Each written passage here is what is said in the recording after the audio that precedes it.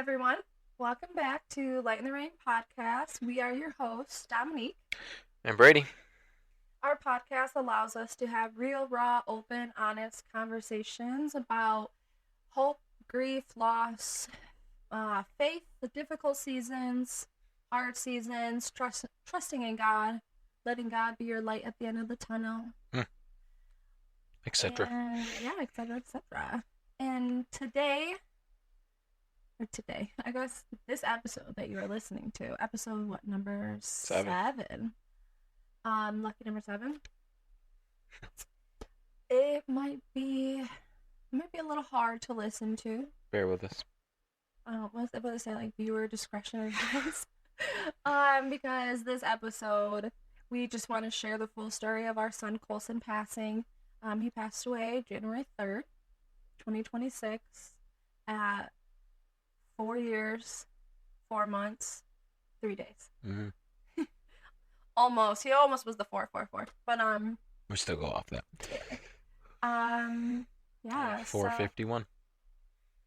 Yeah, 451, and we just want to share his death story because it was beautiful. And it was hard, but it was beautiful. And it's not anything you will be able to fully comprehend unless you experience death in any way. But we just want to share it because, I don't know, I don't want to say to bring awareness, but death can be scary. A lot of people are scared of death. And it was beautiful. It wasn't scary. Him passing was so beautiful. You okay? Yeah. Processing. Okay. Do you not agree? Or you're just... No, I'm just thinking. Okay. You're already thinking as you're talking. Oh, okay. And if you listened to our last episode, we kind of talked about 2025 and how hard it was on Koleson. And just the changes that really happened to his body and how fast disease progression took place in 2025. And honestly, how hard it was on us. And how hard it was on us for sure. We left off with November. When that November admission. And I forgot to mention he was septic because of the CRP, but also I remember he had like a 103.7 fever or something like that. Like we came in at like 99.9, which was high for Koleson. We knew that was a red flag because he sat at 95. Mm-hmm. But then like 2 hours later, he woke up with 100. Yeah, it was wild. November admission was hard. Yeah. We knew we were there. But December is when you felt we got the final answers. In December, you felt it. The next phase. Yeah. I remember. I think I'm gonna read that. Yeah. Towards the end. Okay. Yeah. I remember. It was about a week because we wanted after November we wanted so badly just to keep Koleson home. You know, I mean the whole 2025 obviously, but November really hit hard and did a number on Koleson's little body, and for a week we started to track a trend of his ketones. Well, I think something caused us because at this point we're both working. And Britt is taking care of him at home. Yeah. And trying to think of... No. I think it was a third... I worked Thursday nights. Did I work late? I think it was a Thursday night that I was working. And Britt and we took the kids to the Mac. Yep. Oh, yeah, in the morning. Yep. And while we were at the Mac, Koleson was sleeping, but he was doing that whole stiffening up, thrashing his body around, not actually crying. He was doing that at church, remember? Yes. So we started to notice that he was doing like these things that he was very uncomfortable. He's having more seizures. And we have a whole like sick plan protocol for Koleson. So what we end up doing is we end up checking his ketones and his sugars. Well, we haven't checked those in a while. We didn't. really trended. We didn't have to, and we only checked it if he was sick or he was doing something out of his normal like baseline. Like we checked everything that we could check at home to see if there was a cause to why he was acting that way. Yeah. Do you remember we stayed up that one night and he woke up at like 3 a.m. and was like crying bloody murder, and we were up all night trying to Soothe him. soothe him. We cathed him. We Yeah. gave him medicine. We gave him a suppository to poop. Like It was, yeah. we did all the things, and then that next morning or day, he had you guys went shopping. Yeah. He was having the seizure episodes, and when you guys got back, you were like, let's just check ketones. Yeah. Something just like check We didn't check ketones. yet. Yeah. And the ketones were low. And I think we ended up checking them for like a day or two at home because I thought it was longer. I don't even remember. I just know we were checking them at home and we're in contact with his doctors. And because it was like a cycle, we would check him at this time and it would be this level. Then we would feed him and then it would go down. And then he would be fed again. And then it would go up. And then it would go up again. And then be down. Like, It was a week because we ended up going into the hospital that later the next week, Wednesday or Thursday. Because I remember we trialed at home when Dr. H got back, Dr. Hughes, and she wanted us to try things at home with Leanne, yeah, with the like keto formula, yeah. mixing stuff up. Let's see how he does. Let's keep trending. Yada yada yada. I think it was 3 days after 3 days. because she got back on that Monday. Yeah. Yeah. Long story short, like we were in contact with his care team trying to figure out and fix this at home so we didn't have to take him into the hospital. But after nothing working, she was like, okay, you need to bring him in. We kind of need to get like a diagnosis of exclusion because we need to figure out truly what is going on with his body because he's on keto to keep him alive. He needs to stay in ketosis. If he falls out of ketosis, he's going to go into a metabolic crash and things won't be good. He got down to, I think, the lowest He had like 0.3. like point, yeah, something like that. Like 0.5 was ketosis for him. Mm-hmm. I don't know if that's the baseline number, but that's what put him in ketosis. Yeah. And he got down to 0.3. So you and I were like, yeah, we were really scared. Yeah. And we knew we went August of 23 to DC. And we met with that metabolic specialist out at Children's National in Washington, D.C. Yep. Put him on the keto diet and saved him. Yeah, she told us at that appointment that Koleson's bad TPK1 gene that's keeping him alive, one day that gene is no longer going to work. And I can't tell you when that's going to happen, but it's going to give out and he will ultimately pass away because that is what's processing all of his energy for him. And I remember when we went, we talked about everything, and it was really hard to take in the difference. Colson's disease was already rare. What made Koleson one of one was the fact that he only had your bad gene and missing the other gene that I'm missing of the TPK1. Yeah. And all her 3 kids in that family all had just 2 bad genes.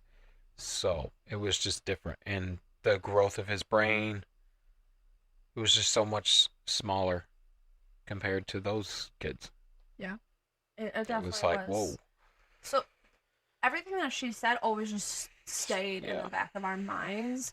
So I think also anytime he got sick, we knew it was going to take a hit on his health, or anytime, like especially when this whole keto thing, his ketones dropping, I think we both just knew like the time has come. Yeah. Like she said that she said this day will come that his body will not be able to keep up with everything. So his care team at Koleson said, let's bring him in and see if we can figure out what's going on. And because we were hospitalized so many times, he had so many declines in his health, and there was no medical reason for the declines besides his overall disease. They finally said, we're going to test everything. We're literally testing for every possible infection that there is to make sure there's nothing that we're missing that's like deep within the body. Yeah. We're going to do an MRI just to see what's going on with his brain. Because we need to figure out if this is disease progression. Like, we need to know because that's going to help us make decisions for his future. And you knew when they said MRI. that it was serious. Yeah, we knew that if we're at the point of an MRI, things are not good because we always wanted another MRI and they always denied us because they're like, there's no point in an MRI. We know his brain is going to change and the MRI results are not going to change the care that he's going to receive. So when they said it's time for another MRI, we knew. And still in the hospital, we were checking ketones and sugars like that whole week or whatever. And they were like, let's change this med. Let's add this to we were making all these changes and nothing worked. And then we got the MRI results and the MRI results, they just were like, it's bad. Like, they didn't say those words because the doctor's not going to say that, but they were like, it was as expected. It was exactly what they were expecting. His brain stem was very small and damaged. His brain matter itself has shrunk and is now gone because that's what his disease did. It killed off those neurons in his brain, so his brain was actually shrinking for his 4.5 years of life. So I remember Dr. P came in and sat down on the bed, and I'm like, okay, like where are we at? Like, what's going on? Yeah. And he just said, like, we are at that next stage of disease progression.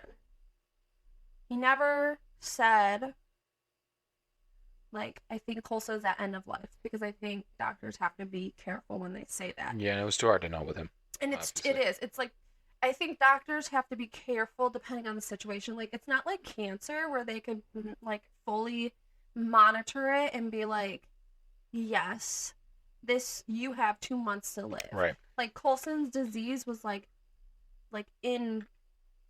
untrackable. Like, you could take his clinical presentation, the labs, look at the whole 2025, and you could say, yes, this is the next phase of disease progression, but I can't tell you how much longer he's going to have. Right. I remember asking for the chaplain to come talk to us. And she was sweet, and I was just like, I don't know what to do. I feel like this is the end, but no one's going to tell me this is the end. Like, why is no one just saying this is the end to us? And I'm like, I know it's coming. I feel it in a way. I'm like, but how am I supposed to know that it's actually going to happen? Yep. And I remember her saying, like, you will just know. Other families that have experienced death of their child, you just know. You get this feeling that's unexplainable, and you literally just know. And I was like, okay, you're a little, like, that's crazy. I'm over here asking for you to tell me how I'm going to know, and you're just going to, like, your response is you're just going to know. Yeah. I'm like, well, I don't want to know. I want the doctors to tell me. Mm-hmm. Oh, you fought so hard on that. I did. I'm like, just tell me my son is dying. Like, don't beat around the bush. Just tell me. But that, they couldn't say that. Oh. So I think next phase of disease progression really summed it up. Like, that is the best they could give me, and we kind of had to read between the lines. And after that week-ish in December that he was hospitalized, we left knowing that we're gonna all of his specialists, his whole care team, and the hospital team, they're gonna get together with us. We're gonna have a meeting. Yep. And we're gonna figure out, okay, if Koleson is in this next phase, what does the rest of his life look like? Mm-hmm. Do we want to stop bringing him to the hospital? Because at this time, like, throughout these hospitalizations of 2025, I'm asking Dr. P, well, what happens if he dies in the hospital? Like, you're telling me he's supposed to just die right here on 8 North? Like, we're supposed to lose our son on 8 North when there's, like, 13 other kids on this floor? We're supposed to be crying and weeping in this room when everyone can hear us? Like, how do you remove his dead body from the room? Like, people are just going to see you wailing his, like, you know what I mean? Yeah. Like, I think you just were like, it was a lot for you, so I kind of, our brains process things differently. Yeah. You weren't totally interested in those fine details, but the way my brain works is I needed to know everything. Yeah. If he dies in this hospital, what does it look like? And he told us, he's like, it's a hospital. Like, I bet you if Dr. P could be, like, real and, like, not doctor, he'd be like, Dominique, it's a hospital. What do you think happens? Like, Yeah. But he was real. He's just like, it's a hospital. People die here all the time. Yeah. He's like, when you're ready, they would wheel him from the hospital room down to the hospital morgue. Yep. And then the nursing home. Okay. The funeral home that you choose for Koleson would come and pick him up from the morgue. And I was like, yeah, I don't know about that one. Like, that didn't sound like what I wanted Koleson's end of life to look like. I didn't want him to just go down to some. If there was one thing we wanted to control, especially you, it was his passing. The, like, scenario and situation and surroundings that he was in. Because I just felt like, as his mom or as his parents, that, like, if we had any control of making his end of life so peaceful, so comfortable, and so beautiful, like, that's what I wanted to give him. Because his life was such a struggle, like, that's what he deserved. He deserved to go out comfortable in the most beautiful way. Yeah. So needless to say, that admission was just reality, and we got the diagnosis of exclusion. Mm-hmm. There was no random infection that caused this. Nothing. And we went home. We had that meeting. Yeah. On Zoom. And we, everyone was on the same page that, we have amazing access to virtual care. We had the Title machine that we could do virtual exams on him at home and send it to the providers. We could do Zooms. There's my chart. We were like, we're comfortable with reaching out to a provider at home, troubleshooting at home for however many days. And then if things aren't improving and we think it's something that can be fixed, then we would take him into the hospital. But if it was something that cannot be fixed and we all kind of agreed on it, that we would keep him home. And I think a part of that is thanks to our therapist at the time, because we had a therapy session because when we were just not on the same page with things. Yeah. And she said, but imagine if you were in those shoes. Imagine if you were your younger child self and you knew you were dying and you were sick. What would you want the end of your life to look like? Would you want to be rushed to the hospital nonstop and be in a hospital setting and everyone's trying to fix you when you know there's no fixing you? Or would you want to just stay home and be surrounded by your family? Yeah. And I think that got both of us on the same page. Yeah, that was deep. It was. And it was so true. Like, if if Koleson was a typical child, and I feel like he probably would have wanted that. Yeah. To just stay home and to not go back and forth to the hospital. Yep. So we decided in December no more hospital unless it felt like it was something they could do that we couldn't do at home, and that it was going to do good. Koleson seemed to love the hospital. Yeah. I think he hit the point where I think he was just wanted mom and dad. Aw, that made me just really sad, because that was like so true. Like, he just was he loved being held. Yeah. Us, Britt, he really loved like spending time with us at home. Ooh, yeah. I'm sorry. It's true though. It is true. And so we're home from that December admission, and I don't know, we're probably telling family like things aren't good. Like, things are not good. Like, his time is very near. I don't know when, but his time That's what we said. We don't know when, but we're here. And somehow, some way, influenza A. Yeah. I don't know. The flu came in the house. I don't know if I was sick or Jovi was sick. I think Jovi was positive. Yeah. Was then going a couple days later. Yeah. A couple days later, you got it. Yeah. I don't know, but flu was in the house, and Koleson was kind of already showing symptoms of having the flu. So we immediately put him on Tamiflu. This, mind you, like, this is like middle of December, like December 10th or whatever. Like literally. There. No, it was a week after that. Week after. December 9th was the admission. You're right. We were there for the week. So this is like right before Christmas time. Yeah, it was like a week. Yeah, it was. We're both still working, and it was like We don't have our phones to look, but it was like the weekend before Christmas time or something. And I went into work. You talking about the 23rd? Was it the 20? It was the 23rd. Was that a Thursday? No, Wednesday. Well, whatever day it was, I went to work late because I think Koleson was having a rough morning. But Britt and I got him pretty comfortable. I went to work, and Hold on. or was that the day? That was Tuesday. Yeah. Was that the day that we? I think that was the day he was crying at the Mac. Oh.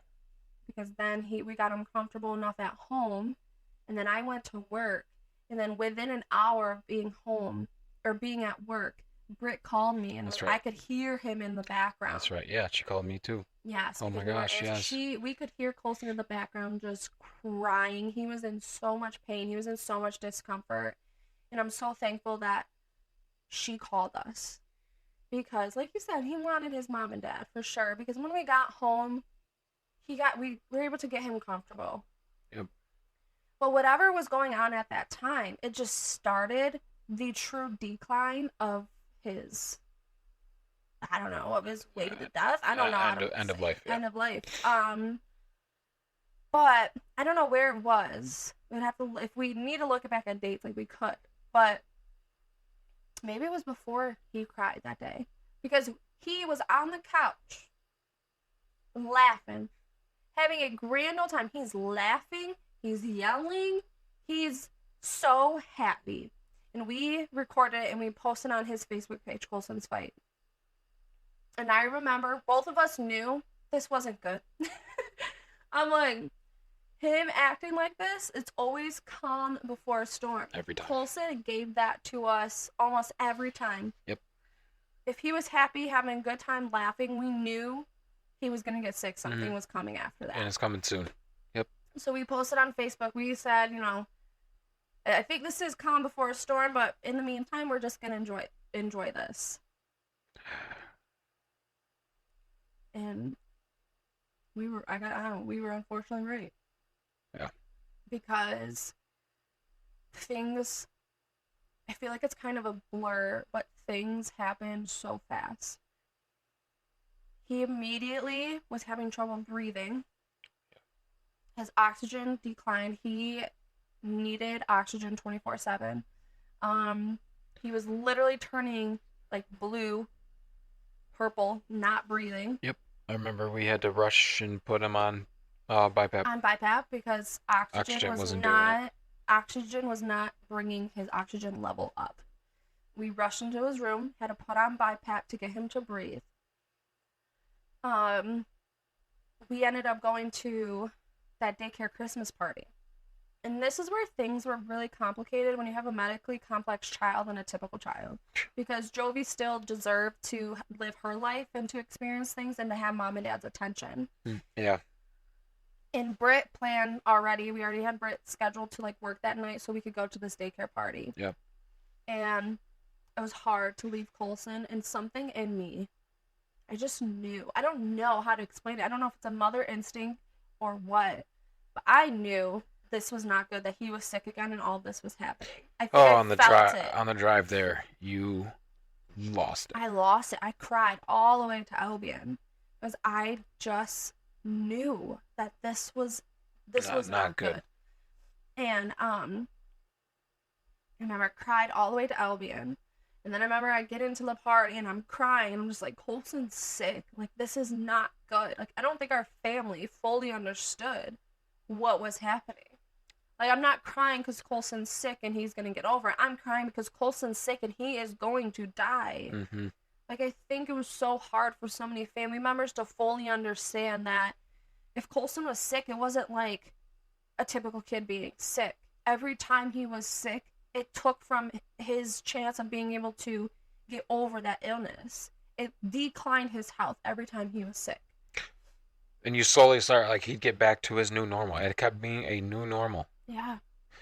And I don't know, December was so hard for me after the mission because it was always something, Koleson would do something, and you guys would be like, this is it. Koleson's not, I don't know. You laugh, but it's true. I know it was hard. It was really hard. Yeah. Because I don't know, I knew it was coming. I just didn't know what day, and I think that was how I processed it and how I got my mind ready for losing him. It's like I constantly was like, today's the day. He's gonna die today. And Like Coulson played a lot of people, man. yeah, he did for sure. Um, I don't know. You Um, want to talk about December 28th? no, we need to talk about Christmas. Mm.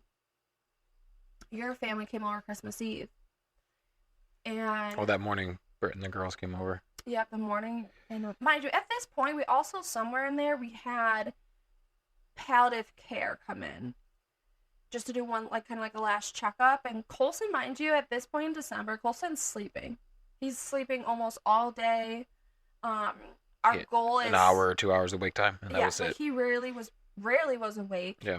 Um, he just slept, and then he kind of showed signs of discomfort. So we already knew, we were in that mindset of what we need to do right now is keep him comfortable. And I remember palliative nurse came, and I think I again asked, like, how do I know if he's like dying? And he said when someone's at end of life, they sleep a lot, less wake periods, they're less reactive to things, and that was Coulson. He was less reactive to Jovi being loud, crawling on him. He didn't wake up. Didn't startle, didn't have seizures. Yeah. He just slept. So that was like another sign of like, yep, like he's there. He's on his way. And we were scared he wasn't even gonna make it to Christmas. Mm-hmm. Because Christmas Eve was so bad. His breathing just was before that was so bad, but Christmas Eve was bad. Yeah. And your parents and brothers, whatever, they came over, and he had to be on oxygen. He slept. His color fluctuated so bad. He would go from pale to mottled to rosy cheeks, back to pale. But we got through Christmas Eve, and then Christmas Day, typically we would go over to my parents, but Coulson legitimately could not leave this house. Yeah. Like, I'm looking back, it was such a blessing that we got to keep him home for his last almost full month of life. Maybe last 3 weeks of life, 4 weeks, maybe, I don't know. Yeah. But he got to stay home because he just was not well enough to leave the house. Like, he needed high oxygen levels, like a liter or more. So he was sometimes on 3 liters. Yeah, he needed so much oxygen, and he needed to be hooked up to his pulse ox. We needed to have rescue meds. Like, it just was too much to even take him out the house, and it's not what... He didn't need that. He didn't need to leave the house. If anyone wanted to see Coulson, they can come to our house and see him. I'm not going to make Coulson uncomfortable and lug all of this stuff out of our house for someone else. Like, the accommodations need to be made for Coulson, not for us. No, it was for Coulson. For him, yeah. We made those decisions for Coulson. Yeah. My parents came over Christmas Day. And then I don't know, there was something where I was supposed to go to work, but I think the power was out. So I was with like by Coulson's side for like the last 12 days, I think it is. I was at home with him, taking care of him with Britt. But we got through Christmas. It was the 25th. I don't really remember the 26th, 27th. I feel like it was like all the same. It was the same. It was struggling to breathe. His heart rate was really low. Slept until like all day 1. in his bed. Be up at 1 to 2. Miserable 2 to 3. Back to sleep. I don't know. It was horrible. It was like just the same thing. We just took care of him, and then it was a Tuesday, right? The 28th. You went to work. I was home, and I just remember walking into his room. And his pulse ox is going off because his heart rate's in like the 40s. Yeah. And there's nothing to do about that. And like, I think just the sounds of the beeping was just driving me crazy. So I turned it off, and Britt came in, and the house itself, it felt so different in our home. It felt almost heavenly. Like, it was a very peaceful feeling. Like, you just, like, I don't know, it's weird to say that it felt like pure bliss. Like, that's what it felt like. And Britt and I just kind of looked at Koleson, and he didn't look good. And I'm just like, I don't know. Like, I'm like, do you think like this is it? And she just was like, everything that I know as a nurse, he just he shows it. Like, yes, like he could really die like any hour, any day. Like, he's there. And she was basing this off of what she knows as a nurse, because she has experienced, death in like another setting in the hospital. And I remember calling you home.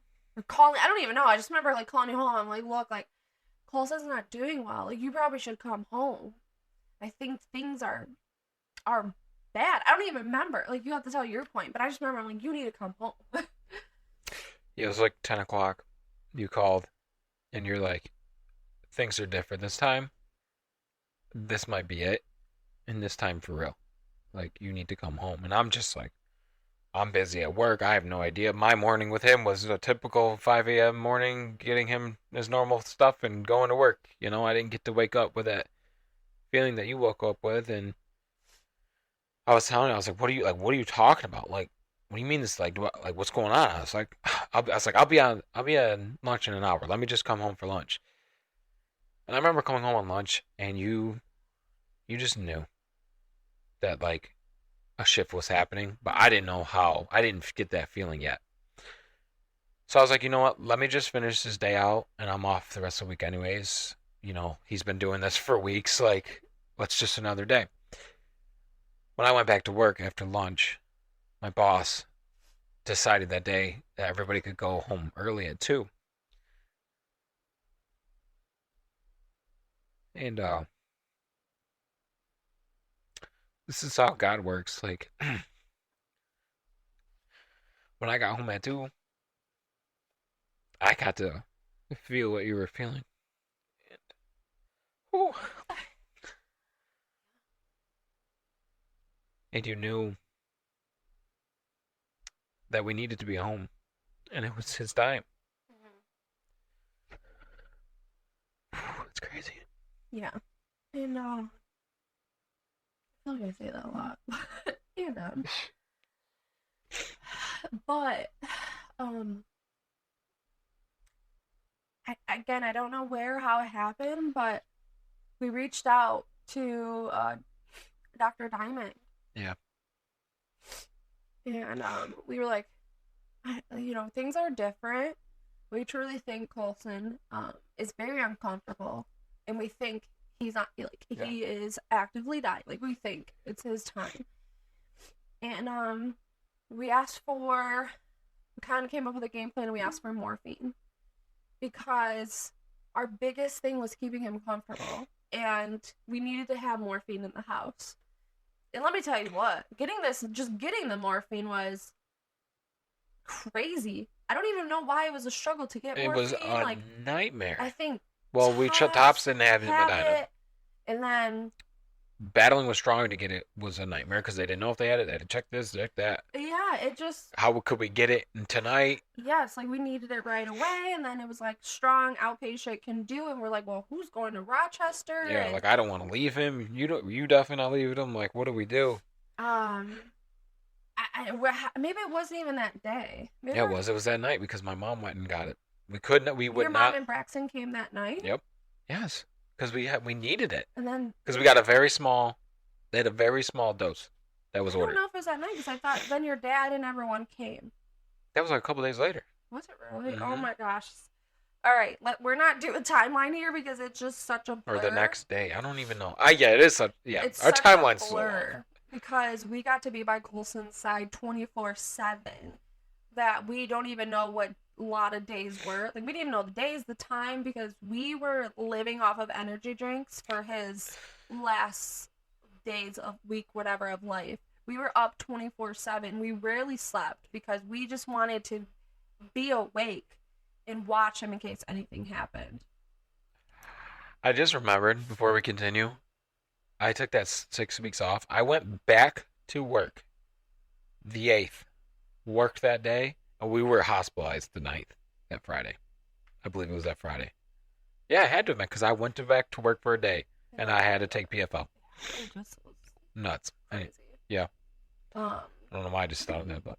Because we needed a break to stop crying. Yeah. But okay, so we're talking with Dr. Diamond and like the palliative team at the hospital, and we're just trying to come up with a plan of how to give him morphine, how much to give him, just come up with a plan on how to use this. There's lots of phone calls, because I ended up talking to the guy provider too. But I remember, oh yeah, again, we weren't really on the same page. We were really hesitant to give him morphine because there is like this rumor, this stereotype, this, I don't even know what it's called, like just this assumption. This assumption of morphine that when you give someone a dose of morphine that they are going to die. Yeah, the morphine kills them. That morphine kills people. And that was something we heard, it's in our head. And so we were scared that we're going to give him morphine and he's going to die. And we reached out to Dr. Diamond that day and she did not answer till later that night and she called us. But I want to she say, was so busy because she was on adult care. She was on adult care. But I want to say, when it comes to the morphine, I think it was Justin that said this. But someone told us that, because we were like, we thought Koleson would have died last week. The way he was acting, we really thought he was going to die. But they said, if you are in so much discomfort. It was Dr. Diamond. Someone said it. That if you're in so much discomfort, you're in so much pain, that your body just can't let go. And that kind of made sense to us. Like, that's why they give people morphine. It's not to kill them. It's to keep them comfortable. Mm-hmm. Because your body is going through so much with the process of dying. Your body's going through a lot. And the morphine is just there to relax you, your body, your brain. Because even if your body is shutting down, your brain is still, depending on the situation, but your brain is still actively working. Right. So that's why they give patients like these type of medications. It's just to give your body the comfortability to actually be able to pass. Yes. Doesn't cause the passing. What God made it to do. Yeah. But we got the morphine in the house, but we were hesitant to give it to him because of this, It was Dr. Diamond because when we called her, she gave us that comfort that we could give it because we gave it that night. But before she gave that, our pastors came over, right? Yeah, you're right, because they said to pray on it. Yeah. Because we were struggling with the morphine thing. We were just struggling with a lot of things, and just because we knew like this was the end for Koleson, and our pastors from one church came over, and we got to have a really good conversation with them, and they got to pray over Koleson and pray for us, and they just said, you have to just pray on it, like ask God for that confirmation. Is this what we're supposed to do? Are we supposed to give Koleson morphine? And like I said, that's all we ever wanted. I wanted God to guide us. Sure. Please. Like what we were supposed to do, and that was their advice. Pray on it. Ask God to confirm. That's all they said. And once they left, we get a call from his doctor, and she confirmed everything, literally, that he's on such a small dose. This isn't going to kill him. It's not meant to kill him. It's supposed to keep him comfortable. Yeah. And if he's in so much pain, I know that's what you guys want, is for him to be comfortable, because he deserves that. So we felt so much better about giving him morphine. Oh, it's like a huge weight lifted. It made us feel comfortable. Really, from that day, the 28th, until the 3rd, we stayed up by his side, lived off energy drinks. We hung out in the living room. In the living room. We had his light machine going in the living room.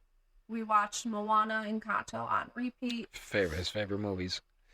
We were really blessed and lucky that Brew was able to stay with us because The we didn't want, which a couple things. We wanted to know and witness Colson's last breath. I guess I'll speak for myself. I was really scared that we were gonna fall asleep and we were gonna wake up however many hours later and he died and we didn't know and we it. didn't know it. Yeah. I did not want that. No. So like one of us were always awake, and we slept right next to him, like touching him. Yeah, we had a sectional couch. You slept on one side of him. I slept on the other. We were always literally by him, holding him, whatever. We started to invite family to come see him, and yeah, we invited his family to come see him, and I don't know if it was Wednesday or because I think Thursday was the first. Yeah, Friday was the second. Wednesday the 30th. But I know. Yeah, Wednesday the 30th. Or 31st, whatever it is. Yeah. But like my dad came with my mom, and my dad stood in the entryway. Like second time. So my dad stood in the entryway, and Koleson was in his chair. My mom was talking to Koleson. But Thursday the 30th. Yep. But Koleson kept looking towards the entryway. Like he knew. He knew your dad was over there. Yeah. And my dad came over. It's okay. Yeah. And my dad came over to Koleson to talk to Koleson, and Koleson played my dad so hard. So hard.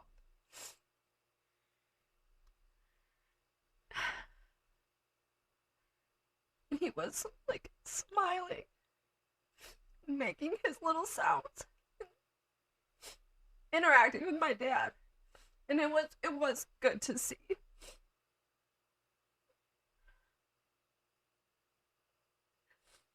But my dad was like, "What do you mean this boy's dying?" And I'm like, "Trust me, we know."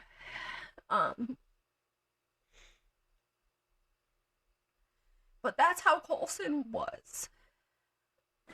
Like, Koleson was so strong that even though he was, like, actively dying, like, his body was shutting down. Yeah. He still gave all of us those moments.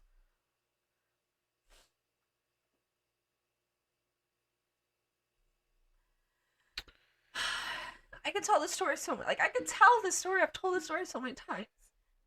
It's been a while. Yeah. But, you know, my siblings, your siblings, everyone got to see him. And, what day was it? It was the 1st, which was Thursday. Oh, okay, so, yeah. Because there was a family Christmas party that we didn't go to. The plan was my sister and her kids were going to come over, and we were exchanging gifts the 1st. And you could tell the haircut story. Because that was the day of the haircut. Yeah. Gotta gather myself a little bit. No, you're good. It's hard, man. Yeah. So he slept again until 1. Yeah. You know, has been on 3 liters of oxygen, can't take him off it, same old spiel. And we were on the floor. We brought mattresses out to the living room floor at this point. Yep. And he woke up and he was so happy and energetic. And per usual, we were like, this is another calm before the storm, because this one felt different. Yeah. He was such a happy baby, burst of energy, that we were like, you know what? We were looking at him, we were like, if he's going to go, he needs to go out with his normal fresh cut. Oh, yeah, his hair, he was overdue. Well overdue for a haircut. Yeah, rightfully so, but... And that's something in us, we're like... He needs a cut. He needs a fresh cut. So, I saw the video on my phone. He was laughing and yelling. We're going, cutting his hair, going over it. He's kicking and moving, and Usually we cut it in his one chair. yeah, But he just wasn't stable enough to go in his chair, so we yeah. put him in his hospital bed.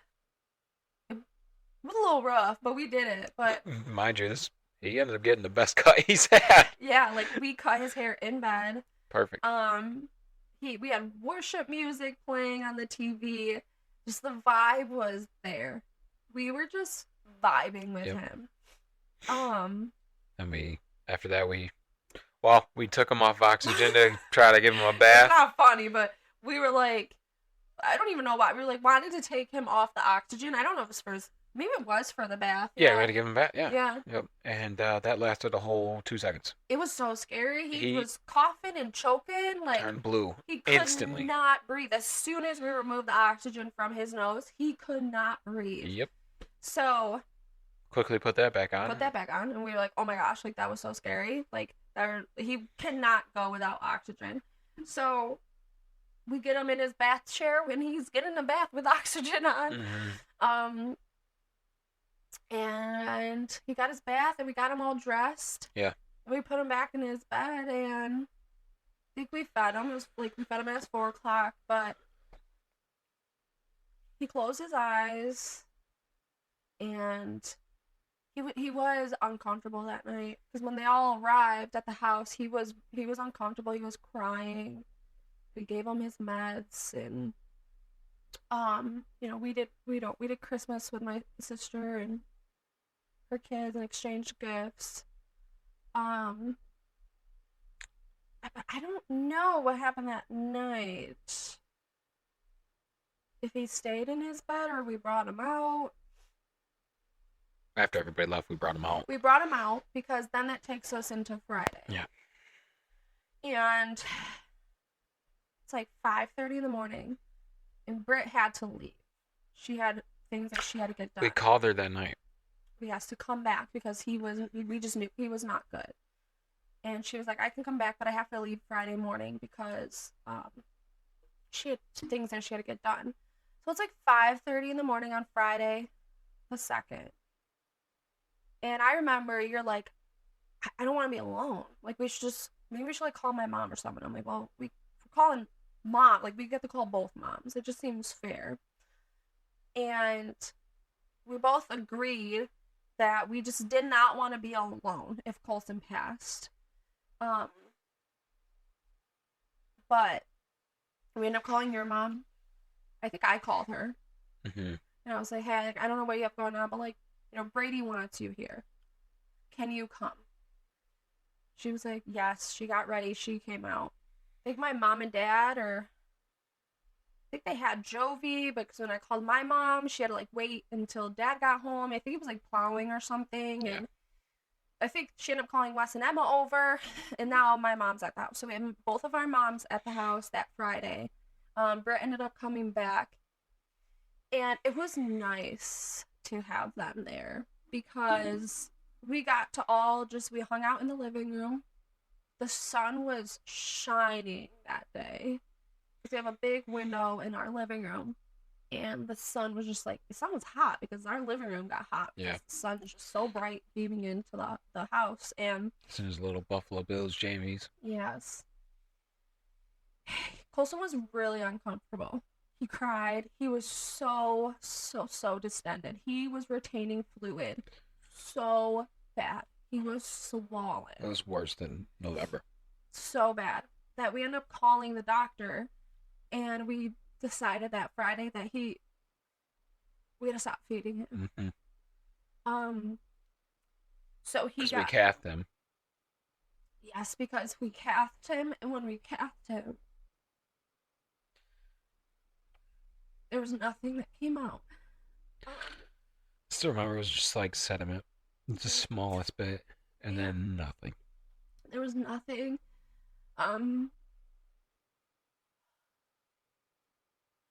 So we knew his kidneys had shut down. Yeah, and feeding him was serving no benefit. Actually, it was only harming him. Yeah, so we stopped feeding him, and the only thing he got was morphine, Tylenol, and gabapentin. Gabapentin, yeah. So at this point, he's only getting pain. He's only getting pain meds just to keep him comfortable. And at this point, he's not on monitors. Right? Like, he hasn't been on monitors, so we're not chasing numbers anymore. Yeah. He's, I don't know. It just felt like we kept increasing his morphine little by little. Literally. The amount and the frequency.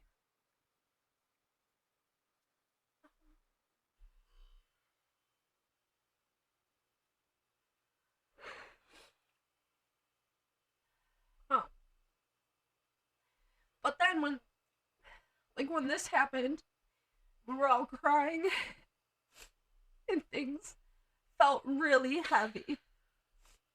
Koleson made us laugh. And as Koleson always did. Yeah.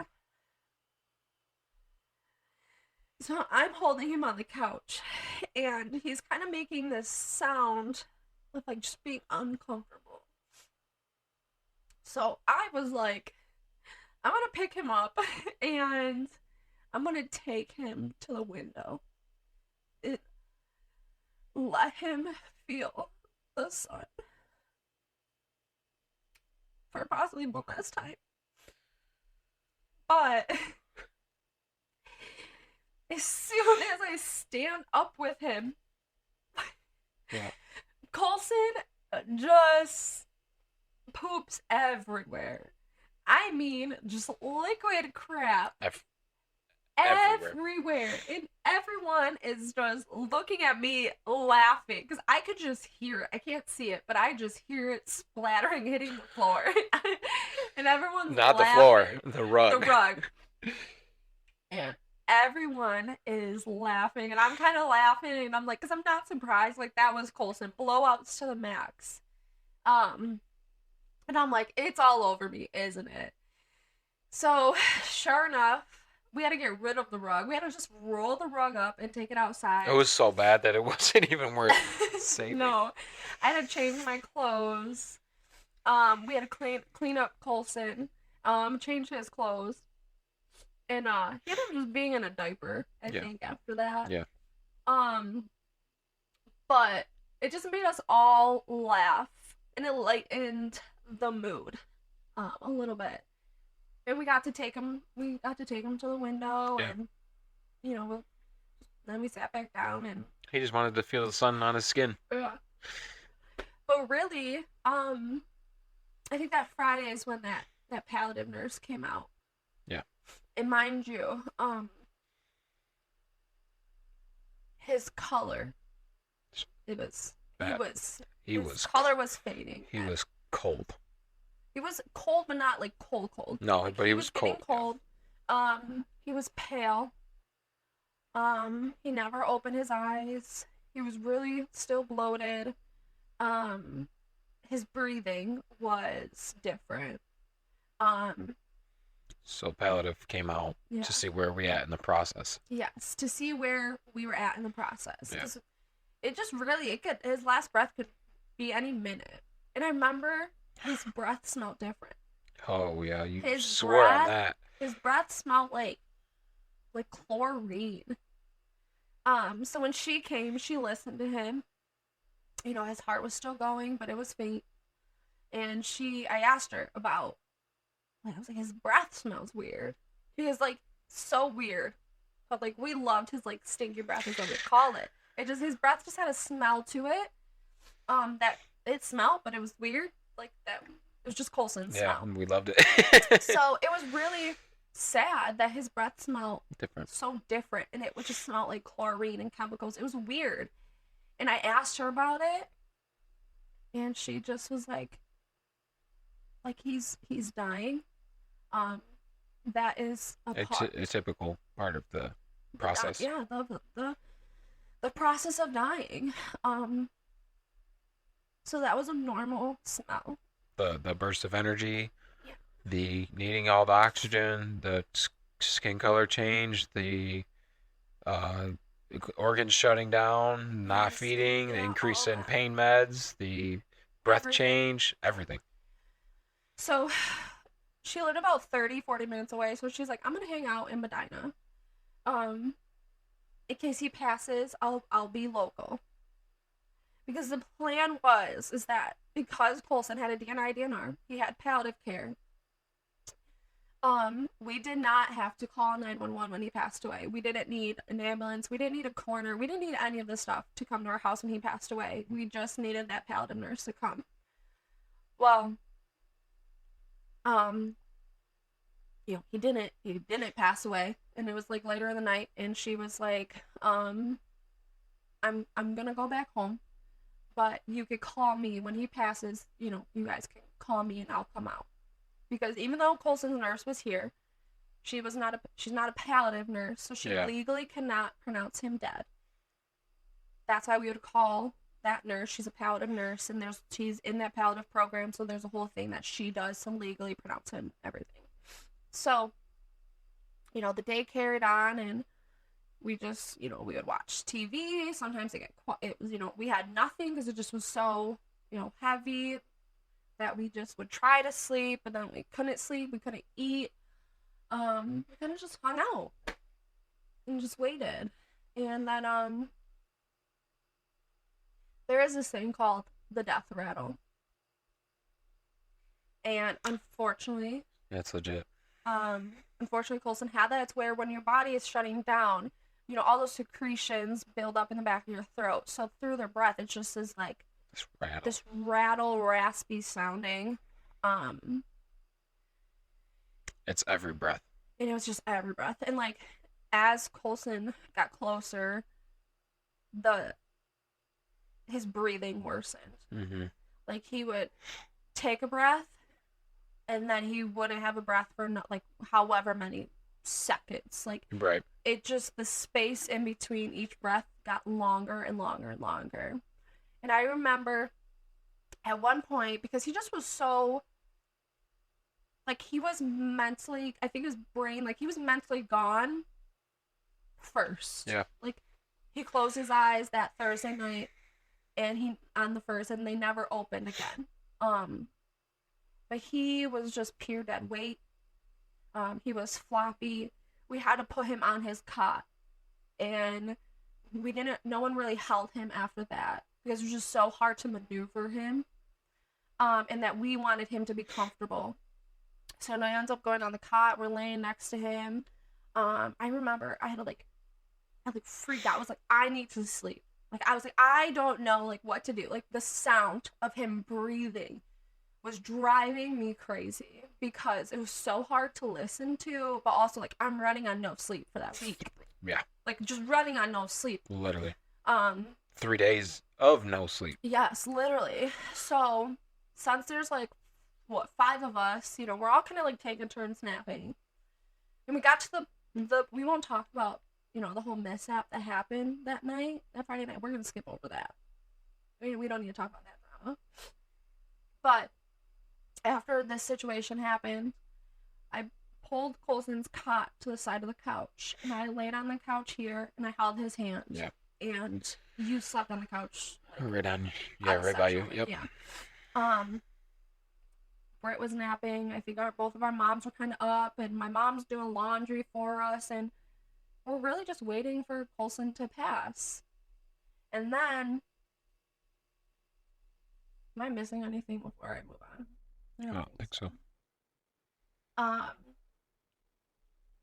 Your grandma brought us Taco Bell somewhere. Oh, there you go. Friday night, she brought us Taco Bell. We didn't get to eat that. Yep. Anyways, we fall asleep, and I'm like lightly sleeping. I'm not in a deep sleep, and I'm touching Coulson the whole entire time. And I wake up. I don't even know. Out of nowhere, I just wake up. I'm wide awake. My mom's on the floor next to Coulson, and I feel Coulson. And through the blanket,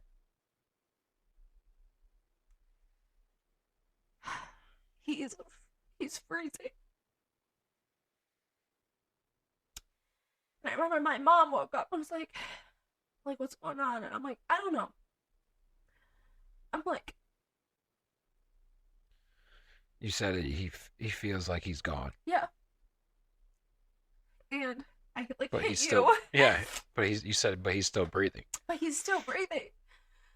And you turn around and whack me in the head. Yeah, like, Brady, get up. And then my mom was like, do you want me to wake Brittany up? So my mom went and woke Brittany up. And I just remember saying, like, oh, I don't know. I feel like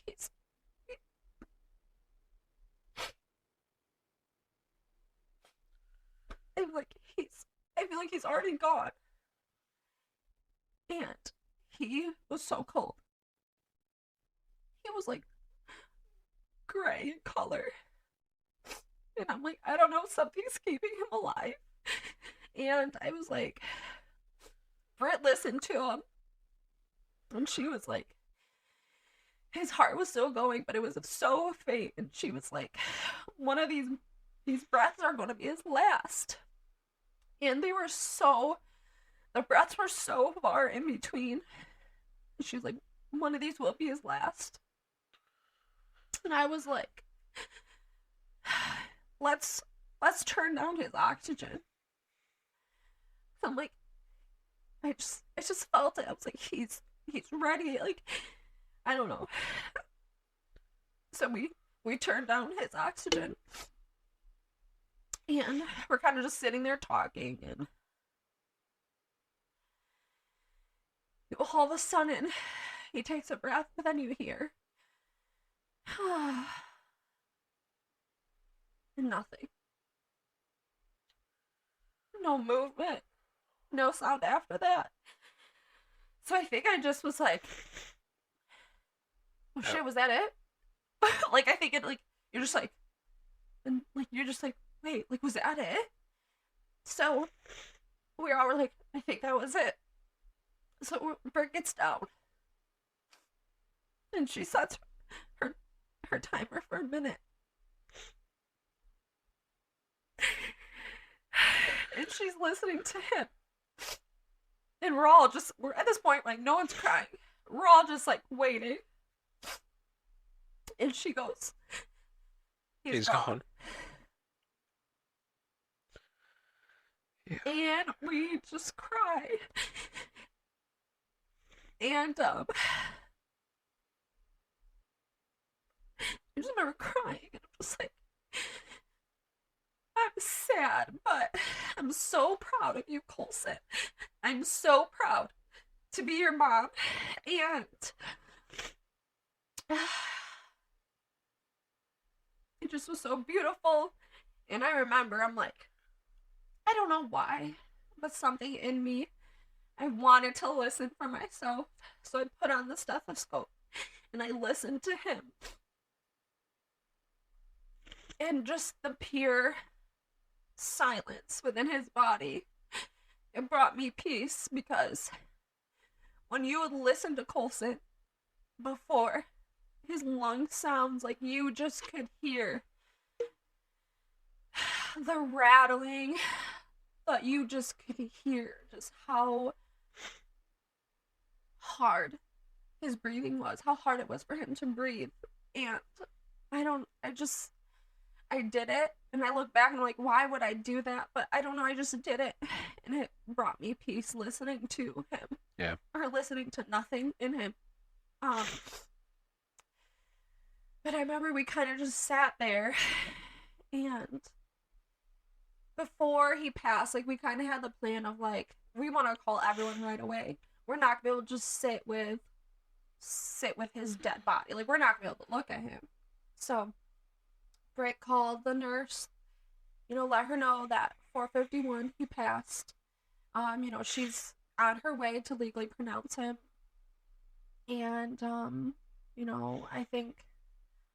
don't know if we sat there while she came. For some reason, we were not in the living room when she came. But I will say, for some reason, this is so weird, and Brady's still like, what is wrong with you? Once Koleson passed, I was weirdly craving a Dunkin' Latte from Dunkin' Donuts. Like, I literally wanted one so bad. So you made my mom DoorDash. My mother-in-law DoorDashed Dunkin' for me.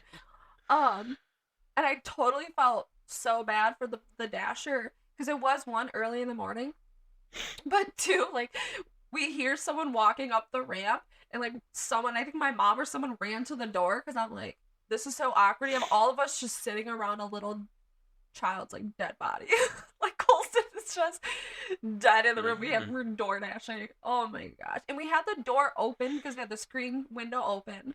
Um it was just something that I personally believed in, and we did this for my great grandma. That's why is that when someone passes, that you crack a window, so their soul can depart to heaven. And that was the first thing that I wanted done as soon as Colson passed. Like my mom went and opened the door and opened the window for us, and we Yeah. kept it open for a good chunk of that morning. Yeah. But yeah, the palliative nurse came. She did her thing. She called like the coroner because she just had to sign like this like release of body or body release or something. So it was just nice to not have a coroner come, to not have anyone else come. Yeah. They did it all. Um, but I will say I did not mind sitting in our living room, and there he was, there his body was that he passed. It was not as weird as I pictured it to be. Um, No, what you think? How you think you're gonna feel when that time comes? You're so much more capable of handling it. Like I was so proud of myself Me too. I was proud of you for sure. because of how hard it was for me, just the whole 2025 and all the conversations we were having that I couldn't have. I could have them, but Yeah. I don't know, it was so hard. And And you sat there by him on the ground next to his cot and you held his hand the whole entire time. You never left his side. And I will say, Colson's body when he passed, he looked like a typical 4-year-old boy. If anyone knows Colson, he had chubby cheeks, and you just knew that you could kind of tell that he was different just by the way he physically looked. But when he passed, his body was beautiful. He lost all of that below. Um, all of the fluid that uh-huh. he was holding in, retaining. He was beautiful. He had a jaw. Oh, you could like, yeah, just yeah. He had his fresh cut. Yes, He fresh looked cut. like a typical 3, 4-year-old kid. And while your mom and Britt and the palliative nurse kind of washed Colson up, and we went in the room to pick out his outfit of what he would go in. And I remember we cried in that room, in his room. We just cried. And we picked out, I think, one of like the best outfits. He got brand new clothes for Christmas, so we put him in brand new black pants, jogger pants. We picked out his Dr. Seuss shirt that says, Why fit in when you were born to stand out? So that was his undershirt, and then he had a brand new like button up, but like a button up like jacket, like sweater, like I don't know, it wasn't like a dress up button up, but it was like a button up flannel type of thing. He had that, and then he had green fuzzy socks that he wore all the time towards the end of life. Oh yeah, that's right. Because So his feet were always so cold. mm-hmm. So, they got him dressed, and the funeral home was running late, and it gave us time that we didn't know that we needed Colson, or I guess wanted, because from the time he passed, like 4:51 a.m. to the time he got picked up, like 7:30, Yeah, 8 o'clock ish, 7:45, I think. Yeah. That time flew by. Yep. It flew by. So I remember, the funeral home director came with the van, and he came in first, and I don't know fully, but then he went back out and he got the stretcher. And that's when I lost it. because the stretcher had a beautiful quilted body bag. And it was hard to see the body bag, but it was so nice that Wasn't it was scary. It wasn't your ugly, yeah, like black or typical white. black or white bodysuit It was or so body bag. beautiful. And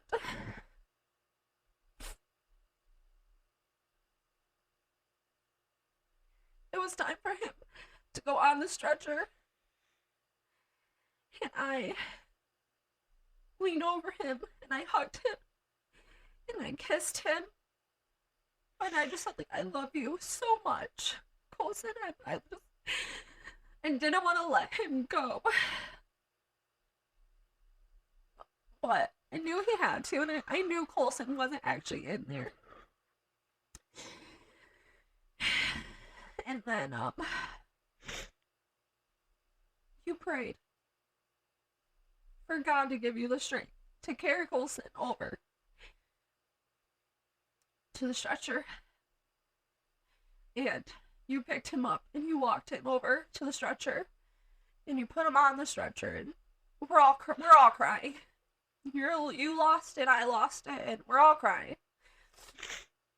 And then again, when we're crying like this, and we just need a break, all of a sudden, our washer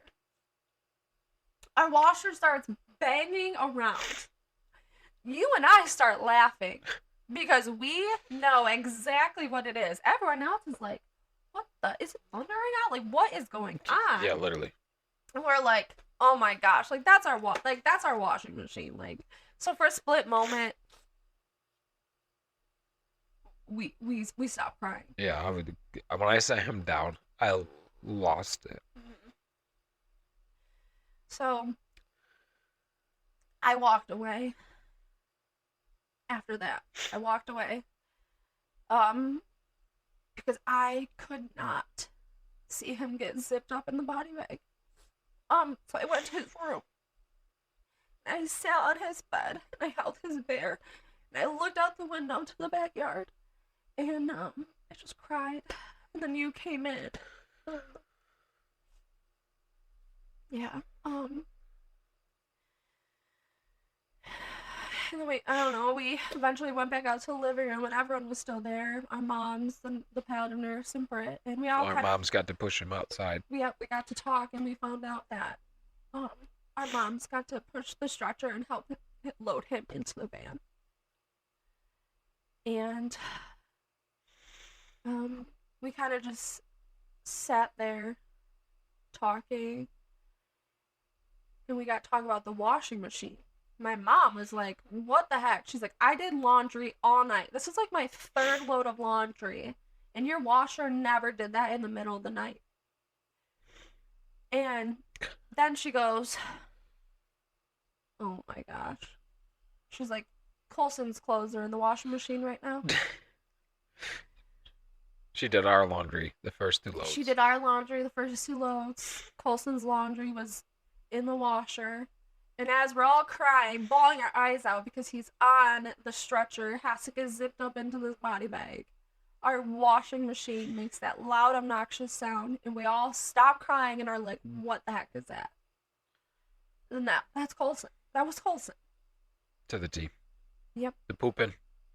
Making us laugh at the worst times. And making us laugh when we're bawling our eyes out. But we just sat there, just talking, and then I think everyone kind of left, and my like, I don't know, like, I think what they say, like, your heart is in your, like, stomach. I don't know, like, we just felt so sick, and we just went to bed. After we cried and cried. But that is Coulson's death story. It was very beautiful. Very hard, but very beautiful. And I feel like I'm doing more crying now than when it all happened, because I think I remember Becca just talking about how we wouldn't want it in the hospital. Yeah. and I am so glad because we talked about what it would look like in the hospital, We did. and We she planned it answered out. because Like she worked in the PICU. and we planned it out. Like if he was passing in the What do we hospital, want? we want balloons, we want lights. Like we Yep. planned it out with the hospital, what it would look like. Um, And she walked us through what she saw, and whatever. We were prepared for it, but we are so glad that we got to be home and never went back to the hospital yes. after December 9th. I think that um if there's anything that we could do for a loved one that is, is sick and at that stage of life, it is to be strong for them, um, keep them comfortable, and make whatever wish they have like come true. Yeah. Really put them first. Because even though like coming into life is like beautiful, death can be beautiful too. And we got to witness that, even though it just crushes my soul and my heart aches every single day not having Koleson here. I'm just very thankful and blessed for the death that we got to like experience yeah. with him. Yeah. Wow, I haven't cried this much in like so long. Hopefully when people listen, like, can they hear us through the tears and the pauses? Probably because we didn't have anything last night. Let's end with this. What verse was it? I don't even know. 34 verse Psalm 34 verse 18. The Lord is close to the brokenhearted. He rescues those whose spirits are crushed. And that is what we will continue to tell in our podcast episodes. Is how the Lord is with us and how He's helped us and is still helping us through the grieving process, the loss of Koleson, and just living life without Koleson. Yeah. And learning to live again. Oh, that was a lot of crying. That was a lot of crying. That was a heavy one, and I think this is gonna be the first time that we like publicly share this whole story. So powerful and beautiful and hard, all in the same breath. Yeah. Proud of you. Thank you, and I'm proud of you. Thanks. And if you... And I'm sorry. I know, I'm sorry. If you listen to this, I also hope that, you could understand us first, and secondly, we'll also just help you be okay with the idea of death. To not be afraid of it. Like that's why we share this story, is that I promise there are deaths out there that are absolutely beautiful. So yeah. But alright, enough of that. Whew. We gotta tune in next week. Hopefully we'll be done crying, because I don't like crying. Next week I think we tell the story of what we found out that led to everything, and just another reason why God is just all the signs that we've gotten. Amazing. All right. I guess like, comment, subscribe. Let us know how we did. I don't know. Yeah, share. Hopefully it was helpful. Yeah, please reach Very out. hard. Comment on YouTube. Comment on our page. Facebook message our page. We would really like to like interact with any in the audience that's listening. Mm-hmm. And if there's anything that you have questions on, or something that you want us to touch more on, just please let us know. We're definitely open. Don't be afraid to, please. Alright, that's a wrap. Alright, good job. Proud of you. That was a tough one. So don't leave me hanging. I won't. I just wanted to make sure it was a proper goodbye.